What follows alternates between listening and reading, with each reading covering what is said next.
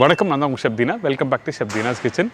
இன்றைக்கி நம்ம கிச்சனில் பார்க்க போது ஒரு அருமையான லஞ்ச் ரெசிபி. அதாவது என்ன கேட்டிங்கன்னா, சவ் சவ் கூட்டம் கேரட் ரைஸும்.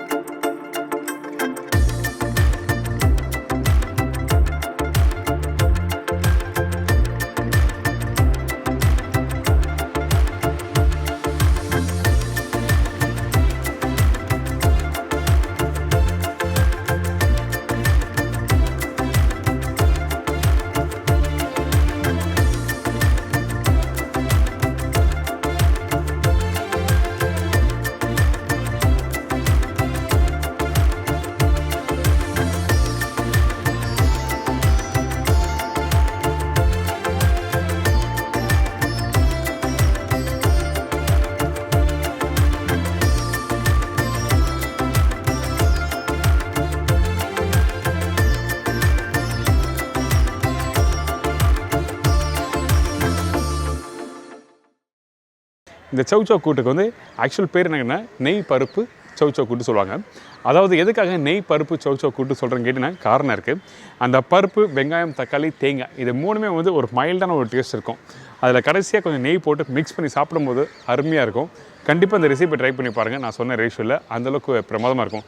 எல்லோரும் வீட்டில் கூட்டு பண்ணுவீங்க. ஆனால் நான் சொன்ன ரேஷியோ கரெக்டான அளவு, கரெக்டாக தேங்காய் எவ்வளோ போடணும், பருப்பு எவ்வளோ யூஸ் பண்ணணும் சொல்லிட்டு கரெக்டாக மெஷர் பண்ணி உங்களுக்கு சொல்லியிருக்கேன். கண்டிப்பாக ட்ரை பண்ணி பாருங்கள். அது மட்டும் இல்லை, இந்த கேரட் ரைஸ் பண்ணும்போது முக்கியமாக நிறைய பேர் ஜஸ்ட்டு தாளிப்பு, கடலைப்பருப்பு, கடுகு அப்படி போட்டு கேரட்டை போட்டு மிக்ஸ் பண்ணி எடுத்துருவீங்க. ஆனால் நல்ல தாளிப்பு அதிகமாக போட்டு இந்த கேரட்டை போட்டு மிக்ஸ் பண்ணி ரைஸோடு சாப்பிட்டீங்கன்னா அந்தளவுக்கு சூப்பராக இருக்கும். ஏங்கிட்டனா அந்த கடலைப்பருப்பு, உளுத்தம்பருப்பு, வேர்க்கடலை, முந்திரி பருப்பு, கடுகு இதுதான் ரொம்ப ரொம்ப இம்பார்ட்டன்ட். தாளிப்பு எந்த அளவுக்கு போடுறோமோ அந்தளவுக்கு நல்லா அருமையாக வரும் இந்த கேரட் ரைஸ். அதனால தான் இன்றைக்கி நம்ம சேனலில் இந்த சவ் சவ் கூட்டம் கேரட் ரைஸும் எப்படி பண்ணுறது பார்க்க போகிறோம். இப்போ இந்த ரெசிபிக்கு தேவையான பொருட்கள்லாம் பார்த்தலாமா? சவ் சவ் கூட்டுக்கு தேவையான பொருட்கள்: சவ் சவ் 1/2 கிலோ, பாசிப்பருப்பு 80 கிராம், பெரிய சைஸ் வெங்காயம் 1 நம்பர், தக்காளி 3 நம்பர், காய்ந்த மிளகாய் 8லேருந்து 10 நம்பர், பச்சை மிளகாய் 3 நம்பர், பூண்டு 20 பல்லு, தேங்காய் 3 பத்தை, சீரகம் 1/2 டீஸ்பூன், மஞ்சத்தூள் 1/4 teaspoon, chilli powder 1/2 table spoon, தனியா பவுடர் 3/4 டேபிள் ஸ்பூன், கடுகு தாளிப்புக்கு தேவையான அளவு, பெருங்காயம் 1/2 டீஸ்பூன், கருவேப்பிலை சிறிதளவு, கொத்தமல்லி தேவையான அளவு, உப்பு டு டேஸ்ட், ஆயில் சமைக்கிறதுக்கு தேவையான அளவு, நெய் 2 டேபிள் ஸ்பூன். இதாங்க இந்த ரெசிபிக்கு தேவையான பொருட்கள். ஃபஸ்ட்டு என்ன பண்ணுறோம், கொஞ்சமாக நல்லெண்ணெய் ஊற்றிருக்கேன். இந்த நல்லெண்ணெய் சூடான பிறகு கடுகு போட்டிருக்கோம். இந்த கடுகு பொரிஞ்சு வர டைமில் சீரகமும் போடுறேன். அதே டைமில் காஞ்ச மிளகாய். இந்த காஞ்ச மிளகாய் போட்ட உடனே பூண்டு போட்டிருக்கேன். பூண்டு நல்லா உரிச்ச பூண்டு நீங்கள் போடுங்க. பூண்டு கொஞ்சம் அதிகமாக இருந்தால் தவறு எதுவுமே இல்லை. அதுக்கு பிறகு பச்சை மிளகாய் போட்டிருக்கோம், கொஞ்சம் வெங்காயமும் போட்டிருக்கோம். வெங்காயம் 1 நம்பர் போட்டிருக்கேன், அதிகமான வெங்காயம் வேண்டாம். இந்த வெங்காயம் போட்ட பிறகு பச்சை கருவேப்பிலை போட்டு நல்லா வதக்க ஆரம்பிங்க.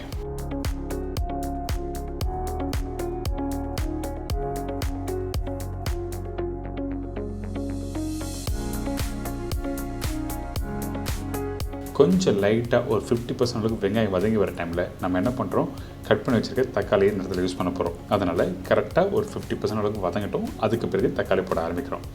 தக்காளி நீங்கள் பொடிசாக கட் பண்ண வேண்டிய அவசியமே இல்லை, ரஃபாக கட் பண்ணி போட்டாலே போதும். இதுக்கு பிறகு கொஞ்சம் மஞ்சத்தூள், மிளகாய் பவுடர்,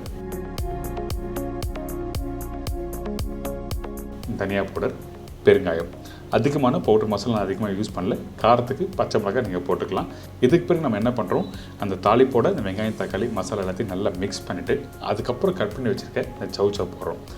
சவ் சவ் மேலோட்டமாக தோல் எடுத்துகிட்டு அதுக்கப்புறம் இந்த மாதிரி பெருசு பெருசாக கட் பண்ணி போடுங்க. நார்மலாக கூட்டுனாவே என்ன பண்ணுவோம், வீட்டில் நல்லா பொடிசாக கட் பண்ணி போட்டுருவோம். ஆனால் சாப்பிடும்போது அந்த பருப்பும் தேங்காயோட அந்த காய்கறியே தெரியாது. அதனால தான் நம்ம என்ன பண்ணுறோம், இந்த அளவுக்கு பெருசாக க்யூப்ஸ் மாதிரி கட் பண்ணி போட்டிருக்கேன். இப்போ இந்த காய் போட்ட பிறகு நல்லா மிக்ஸ் பண்ணுங்கள்.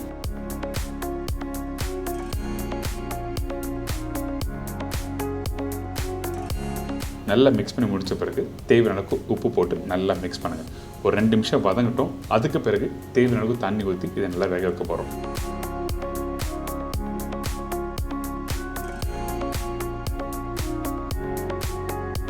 இப்போது தேவையான அளவுக்கு தண்ணி ஊற்றி கொஞ்சமாக கொத்தமல்லி போட்டு ஒரு மூடி போட்டுருங்க.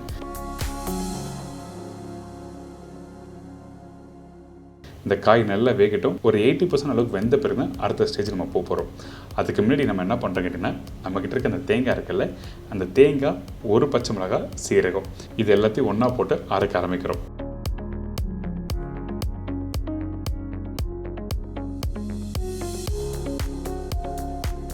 அரைக்கிற பக்குவம் என்ன கேட்டிங்கன்னா, கொஞ்சம் குறன்னு இருக்கணும். அதனால் தண்ணி அதிகமாக ஊற்றி அரைக்க வேண்டாம். கொஞ்சமாக தண்ணி ஊற்றி அரைக்க ஆரம்பிச்சிருங்க.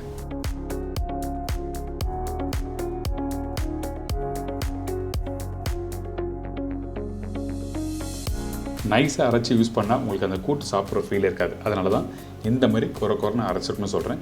குறைஞ்சபட்சம் ஒரு 85% அளவுக்கு நீங்கள் அரைச்சி எடுத்துருங்க.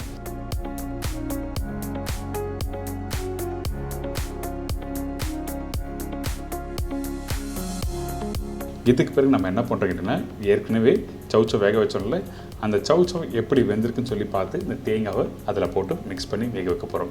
ரொம்ப ஈஸியான ப்ரிப்பரேஷன் தான். ஸ்டெப் பை ஸ்டெப்பாக பண்ணுங்க, கரெக்டாக உங்களுக்கு சூப்பராக வரும். இப்போ இந்த சௌச்சோ எந்த அளவுக்கு வெந்திருக்குன்னு சொல்கிறேன். கரெக்டாக ஒரு 80% அளவுக்கு வெந்திருக்கணும்.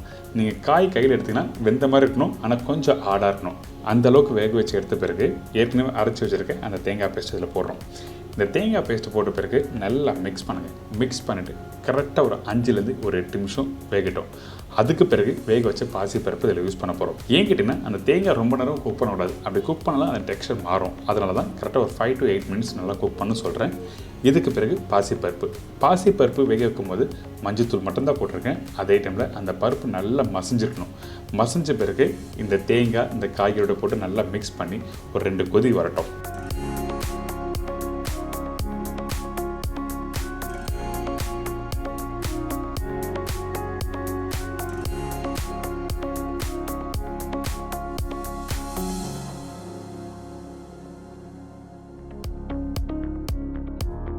இந்த பருப்பும் தேங்காய் அதுக்கப்புறம் காய்கறி இது எல்லாமே எந்த அளவில் இருக்குன்னு கேட்டிங்கன்னா, 50% காய், மீதி வந்து வெங்காயம், தக்காளி, பருப்பு, தேங்காய், அந்த ரேஷியோவில் கரெக்டாக போட்டிங்கன்னா உங்களுக்கு டெக்ஸ்சர் சூப்பராக வரும். இதுக்கப்புறம் நெய் சௌச்சோ பருப்பு கூட்டு சொன்னோம் பார்த்தீங்களா, அதனால் கடைசியாக நெய் போடணும். அதிகமாக நெய்யும் யூஸ் பண்ணக்கூடாது. அந்த பருப்போட நெய் மிக்ஸ் பண்ணி சாப்பிடும்போது நல்லாயிருக்கும். அதுக்கு பிறகு ரஃபாக கட் பண்ணி வச்சுருக்கேன் ஒரு தக்காளி போட்டிருக்கேன், கொஞ்சம் கொத்தமல்லி போட்டு மிக்ஸ் பண்ணி வச்சுருங்க. அடுத்து நம்ம என்ன பண்ணுறோம் கேட்டிங்கன்னா, திருப்பி தாளிப்பு போட போகிறோம். அதனால் கொஞ்சமாக எண்ணெய், சீரகம், காஞ்ச மிளகாய் தாளிப்பு போட்ட பிறகு பூண்டு இடித்து போட்டிருக்கேன். இந்த இடத்துல பூண்டு வந்து வித் ஸ்கின்னோட இடித்து போட்டிருக்கோம். கொஞ்சம் லைட்டாக வதங்கட்டும்.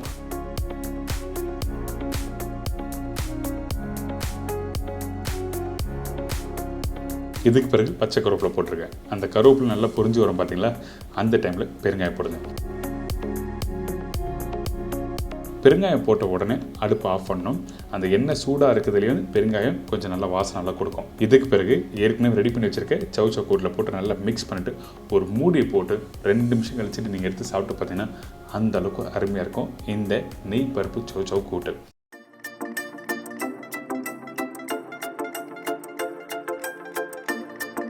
இன்றைக்கி நம்ம சேனலில் சௌச்சோ கூட்டு ஒரு அருமையான ஸ்டைலில் சொல்லி கொடுத்துருக்கேன். அதுவும் பர்டிகுலராக எந்த அளவுக்கு பருப்பு, தேங்காய், காய்கறி இருக்குன்னு சொல்லிட்டு உங்களுக்கு மென்ஷன் பண்ணியிருக்கேன். இதை தொடர்ந்து ஒரு சூப்பரான கேரட் ரைஸ் எப்படி பண்ணுறது பார்க்க போகிறோம். இந்த ரெசிபிக்கு தேவையான பொருட்கள் ஃபஸ்ட்டு பார்த்தலாமா? அதுக்கு முன்னாடி நம்ம சேனலில் நிறைய பேர் வீடியோ பார்த்து வீட்டில் ட்ரை பண்ணுற சொல்கிறாங்க. இதுலேயும் இன்னும் கொஞ்சம் டவுட் எதுனா இருந்ததுன்னா நீங்கள் நேராக கூகுள் போங்க. கூகுளில் போய்ட்டு www.chefdeenacooks.com டைப் பண்ணுங்கள். என்னோடய வெப்சைட் ஓப்பன் ஆகும். உங்களுக்கு தேவையான ரெசிபியை நீங்கள் டைப் பண்ணினா ஃபோட்டோ ப்ளஸ் எக்ஸ்ப்ளனேஷனும் உங்களுக்கு தெளிவாக கொடுத்துருப்பேன்.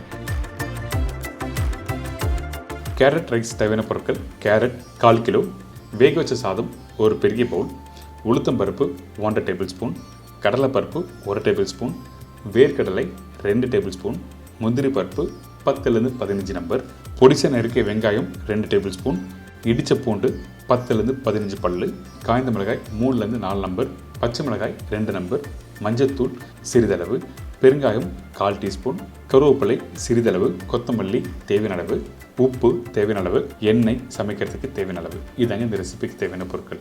ஃபஸ்ட்டு நம்ம என்ன பண்ணுறோம், இந்த கேரட் ரைஸுக்கு கேரட்டை நல்லா கிரேட் பண்ணி எடுத்து வச்சுருங்க. அதாவது தோலை நல்லா பீல் பண்ணிவிட்டு நல்லா வாஷ் பண்ணி கிரேட் பண்ணி வச்சுருங்க. அதுக்கு பிறகு ஒரு மண்சட்டியில் கொஞ்சமாக எண்ணெய் சூடான பிறகு கடுகு போட்டிருக்கேன். கடுகு நல்லா பொரிஞ்சு வர டைமில் இடித்து வச்சுருக்க பூண்டு தோலோடு போட்டிருக்கேன். உங்களுக்கு நல்லா வாசனையாக இருக்கும், அதனால தான் அப்படி போட்டிருக்கோம். இதுக்கு பிறகு கடலைப்பருப்பு, உளுத்தம்பருப்பு. கடலைப்பருப்பு கொஞ்சம் கம்மியாக போட்டிருப்போம், உளுத்தம்பருப்பு அதிகமாக போட்டிருப்பேன். ஏன் கேட்டிங்கன்னா நீங்கள் நல்லா வறுத்து முடிச்ச பிறகு சாப்பிட்டீங்கன்னா அந்த கடக்கு முடக்குன்னு இருக்கணும், அதனால தான் உளுத்தம்பருப்பு அதிகமாக போட்டிருக்கோம்.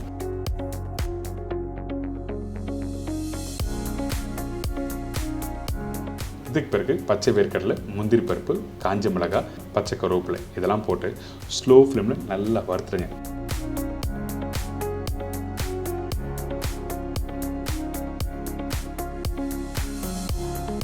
எந்த அளவுக்கு நல்லா வறுக்கிறீங்களோ அந்த அளவுக்கு கேரட் ரைஸ் அருமையாக இருக்கும். ஏன் கேட்டிங்கன்னா கடலை பருப்பு, உளுத்தம் பருப்பு, முந்திரி, வேர்க்கடலை இது எல்லாமே நல்லா வறுத்தா தான் உங்களுக்கு சாப்பிடும்போது கடக்கு முடக்குன்னு இருக்கும். இதுதான் ரொம்ப இம்பார்ட்டன்ட் இந்த மாதிரி கேரட் ரைஸ் பண்ணுறதுக்கு.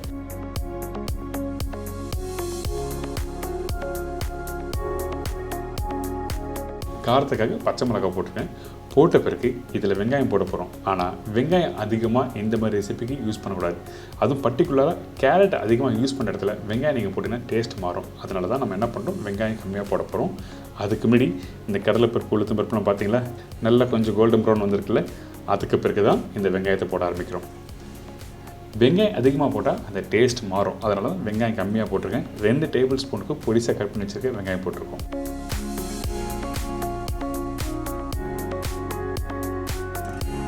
இப்போ இந்த வெங்காயம் லைட்டாக வதக்கிட்டு அதுக்கு பிறகு நம்ம என்ன பண்ணுறோம், கொஞ்சோண்டு மஞ்சத்தூள். இந்த மஞ்சத்தூள் எதுக்காக போடுறோம், அந்த வெங்காயத்தோட பச்சை வாசனை தெரியாமல் இருக்க தான் அந்த மஞ்சத்தூள் போட்டிருக்கோம். கொஞ்சம் உப்பு, பெருங்காயம், திருப்பி வச்சுருக்க கேரட் திருப்பியும் சொல்கிறேன், மேல் தோலை நல்லா பீல் பண்ணிவிட்டு அதுக்கப்புறம் கிரேட் பண்ணி போடுங்க.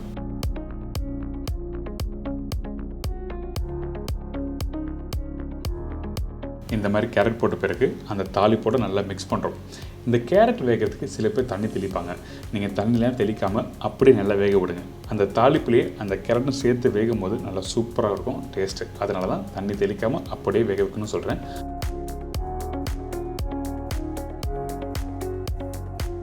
இந்த மாதிரி மிக்ஸ் பண்ணி முடித்த பிறகு உங்களுக்கு காரம் எப்படி இருக்குன்னு செக் பண்ணுங்கள். இன்கேஸ் உங்களுக்கு காரம் வேணும்னு நினச்சிங்கன்னா அந்த டைமில் பச்சை மிளகாய் மட்டும் தான் போடணும். இந்த ரெசிபி பொறுத்த வரைக்கும் நீங்கள் காரம் பார்த்தீங்கன்னா ஒன்று காஞ்ச மிளகாய், அப்படி இல்லைனா பச்சை மிளகாய். காஞ்ச மிளகாய் நம்ம அப்படியே போட்டதுனால காரம் இறங்காது. அதனால் உங்களுக்கு ஏற்ற மாதிரி நீங்கள் பச்சை மிளகாய் நீங்கள் போட்டுக்கலாம்.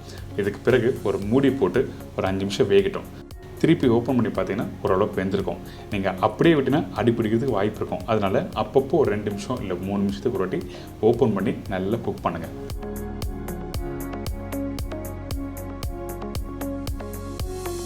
இப்போ ஓரளவுக்கு இந்த கேரட் நல்லா வெந்திருக்கா.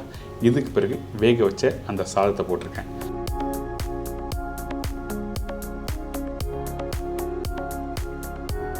ஃபைனலாக கொஞ்சம் கொத்தமல்லியும் போடுறோம். போட்ட பிறகு இதை நல்லா மிக்ஸ் பண்ணுங்கள்.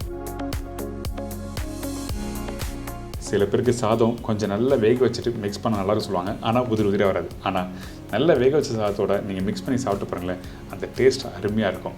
பார்க்குறதுக்கு நல்லா இருக்காது, ஆனால் டேஸ்ட் அருமையாக இருக்கும். நீங்கள் வேணால் வீட்டில் ட்ரை பண்ணி பார்க்கலாம், ஒன்றும் தவறு எதுவுமே இல்லை. இப்போ திருப்பி கொஞ்சம் உப்பு போட்டிருக்கேன். அதுக்கப்புறம் கொஞ்சம் கொத்தமல்லியும் போட்டு நல்லா மிக்ஸ் பண்ணி எடுத்திங்கன்னா அருமையான கேரட் ரைஸ் ரெடி. இன்றைக்கி நம்ம சேனலில் ஒரு சூப்பரான சௌ கூட்டும் கேரட் ரைஸும் இந்த 2 ப்ரிப்பரேஷனும் நீங்கள் வீட்டில் பண்ணிவிட்டு மறக்காமல் ஃபீட்பேக் கொடுங்க. இப்போ என்ஜாய் பண்ணுங்கள்.